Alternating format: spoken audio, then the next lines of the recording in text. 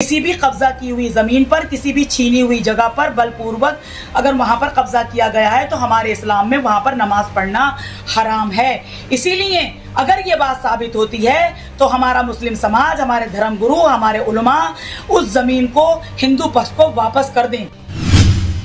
ज्ञानवापी मस्जिद पर ये बदले बदले सुर और किसी के नहीं, समाजवादी पार्टी की नेता रूबीना खानम के हैं। हिजाब प्रकरण पर बयान देकर रूबीना सुर्खियों में आई थी। उन्होंने हिजाब पर बयान दिया था कि अगर कोई हमारे हिजाब पर हाथ डालेगा तो उसके हाथ काट दिए जाएंगे। वहीं लाउडस्पीकर को लेकर ये तक कह दिया था कि मुसलमानों को छेड़ने की कोशिश न करें। अगर ऐसा हुआ तो हम महिलाएं मंदिरों के बाहर बैठकर लाउडस्पीकर पर कुरान का पाठ करेंगे। इनको ये बताना चाहती हूँ कि ये गलत है और ये बहुत गलत है। अगर तुम अपनी हरकतों से बाज नहीं आए और तुमने हमारे धर्म के मामले में आड़ लगाई तो हम महिलाओं ने भी चूड़ियां नहीं पहन रखी हैं, सैकड़ों की तादाद में महिलाएं, हम मोर्चा संभालेंगे और हम तुम्हारे मंदिरों के सामने जाकर के बैठेंगे और अपने कुरान का पाठ करेंगे। इस पर रूबीना के खिलाफ थाना सिविल लाइन में मामला भी दर्ज हुआ था, लेकिन अब रूबीना ने ज्ञानवापी को लेकर नया वीडियो जारी किया जिसमें वो कहती हुई नजर आ रही हैं कि अगर ये साबित हो जाता है कि ज्ञानवापी परिसर में मंदिर था तो हमारे मुस्लिम समाज, धर्मगुरु, उलेमा को जमीन हिंदू पक्ष को वापस दे देनी चाहिए। तो आप भी सुनिए सपा नेत्री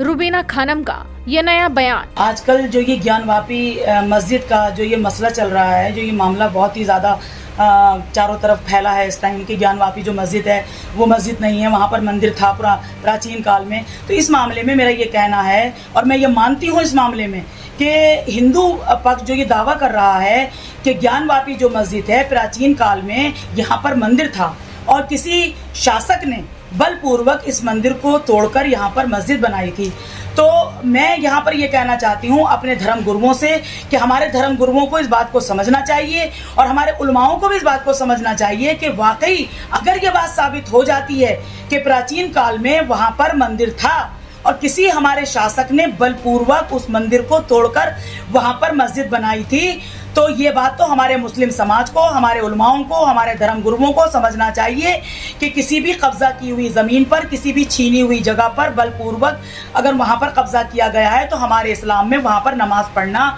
हराम है। इसीलिए अगर ये बात साबित होती है तो हमारा मुस्लिम समाज, हमारे धर्म गुरु, हमारे उलमा उस ज़मीन को हिंदू पक्ष को वापस कर दें। लेकिन इसके लिए मैं भारत सरकार से ये अपील करती हूँ, ये गुजारिश करती हूँ कि वो माननीय सुप्रीम कोर्ट के जरिए इसकी उच्च स्तरीय और